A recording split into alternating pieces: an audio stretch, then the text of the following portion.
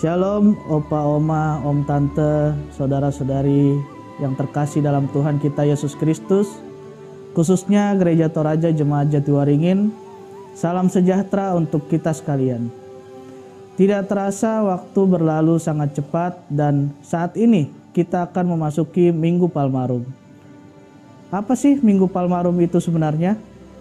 Mungkin sebagian dari kita belum tahu arti atau makna dari Minggu Palmarum itu sendiri.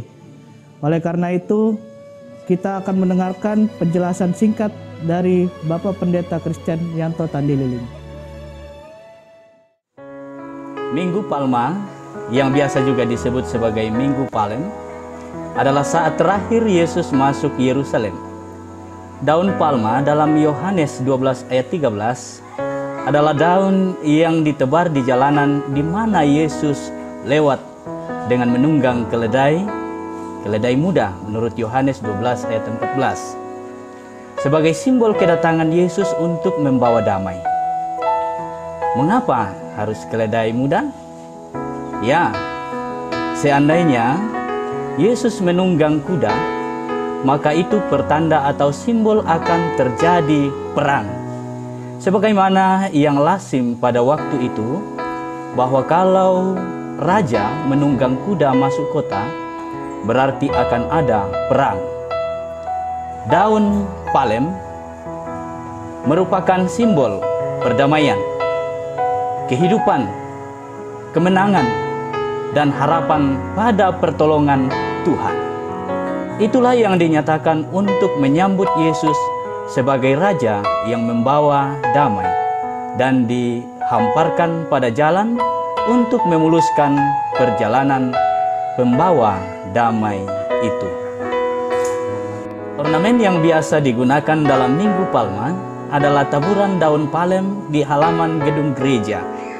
Untuk konteks orang Toraja sendiri, daun palem dapat digantikan dengan daun tabang dalam gedung gereja sebagai simbol penyambutan Kristus. Bisa juga tetap dengan daun palem kalau ada, atau daun tabang yang mana saja. Secara simbolik dan tata ibadah bisa diisi dengan prosesi teatrikal untuk mengenang peristiwa Yesus dieluk-elukkan di Yerusalem.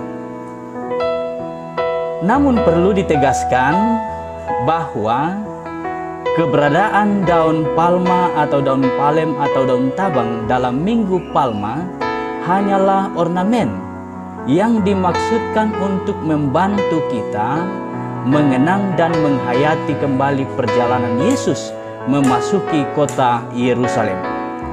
Kota di mana Kristus akan menuntaskan misinya meskipun melalui penderitaan. Gereja Toraja tidak melanjutkan tradisi membagikan daun palma kepada jemaat atau daun palem kepada jemaat untuk dibawa pulang ke rumah dan dijadikan simbol Rabu Abu pada tahun berikutnya. Tradisi itu bukan warisan gereja mula-mula, tetapi pengembangan pada masa-masa sesudah reformasi. Lagi pula, dalam tradisi tersebut, daun palem yang dibagikan kepada jemaat untuk dibawa pulang terlebih dahulu diberkati oleh imam, sehingga sering dianggap keramat. Gereja Toraja tidak mewarisi praktik demikian. Yang paling penting adalah pemaknaan terhadap karya Yesus yang bagaikan anak domba yang memasuki kota di mana dia akan dikorbankan demi keselamatan umat manusia. Selain sebagai peringatan terhadap peristiwa di mana Yesus dieluk-elukkan, Minggu Palma juga biasa disebut Minggu Sengsara atau Passion. Seperti disebutkan dalam penjelasan mengenai minggu-minggu Prapaskah, Minggu Palmarum menolong kita untuk menghayati karya Allah yang memuncak dalam kesengsaraan Kristus. Minggu Sengsara ini juga sering disebut sebagai Pekan Suci yang meliputi Minggu Palma, Triduum, persiapan Paskah, yaitu Senin, Selasa, dan Rabu, Kamis Putih, Jumat Agung, Sabtu Sunyi, dan Minggu Paskah, yaitu hari kebangkitan Tuhan Yesus Kristus.